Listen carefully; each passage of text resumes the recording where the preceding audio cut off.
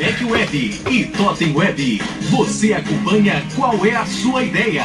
Com a participação dos professores Frederico Gabrichi, da graduação e mestrado do curso de Direito, e professor Admin Borges, do curso de Publicidade da Universidade FUMEC. Pode ir.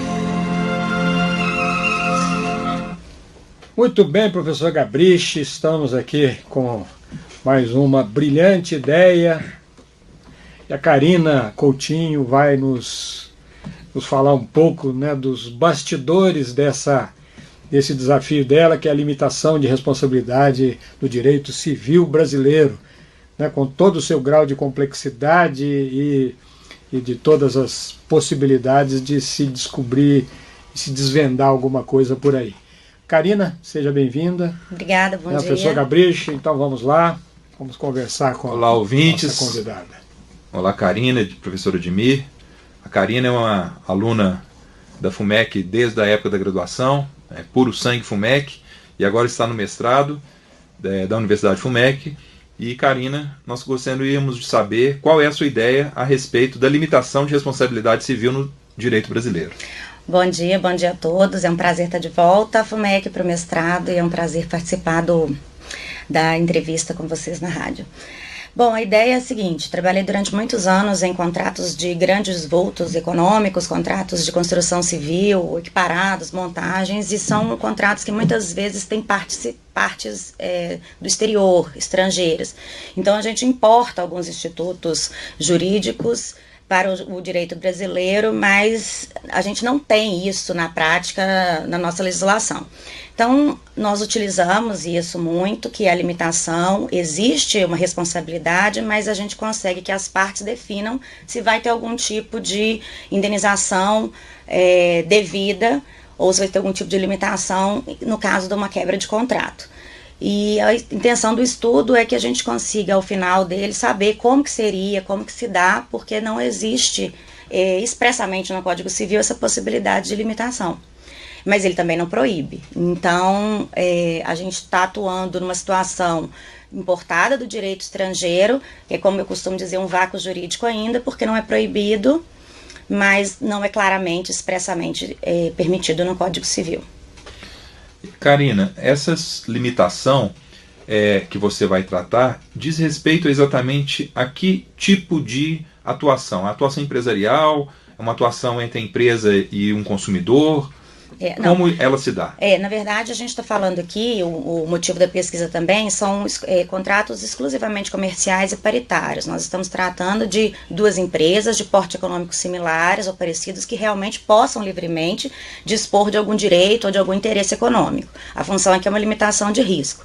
O Código Civil, ele exclui completamente a possibilidade de utilização no direito do consumidor. Então, a gente não trata dessa forma e a administração pública provavelmente também não vai ser utilizada.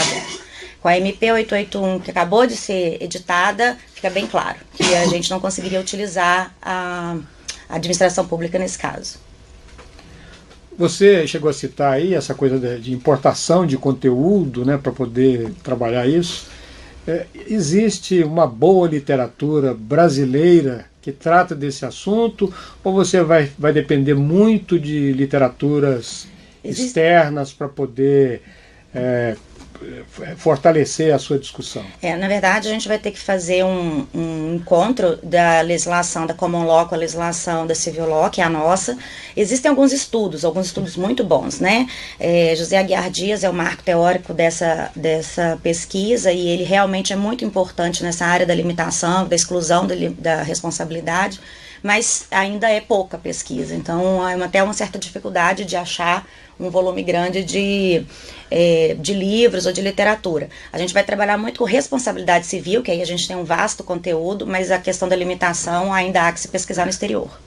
Karina, você acha que a possibilidade de limitar-se a responsabilidade civil do ponto de vista contratual entre as empresas pode prejudicar eventual direito de terceiro que foi atingido pela prática de um ato ilícito provocado por uma empresa, por exemplo, por uma empresa mineradora? Sim, na verdade, o que a gente trata, e esse conteúdo ele vai tratar simplesmente essa limitação entre as duas partes. A gente não pode falar em terceiros envolvidos e também a gente não pode falar em dolo ou culpa grave.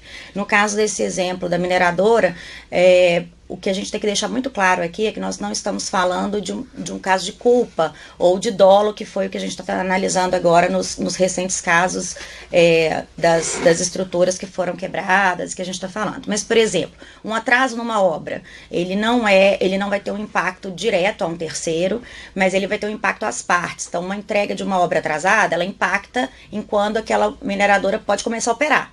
Mas aí fica limitado entre as partes e não aos terceiros interessados. Muito bem. Um bom trabalho, um bom tema, uma boa ideia.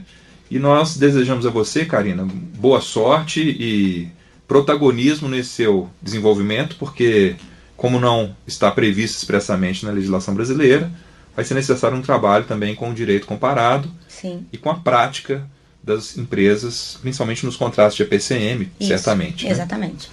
Eu agradeço, obrigada, e vamos aguardar também as novidades desse ano, até agosto, saber se a MP 881 ela vai virar lei mesmo, que também vai trazer novidades para esse campo.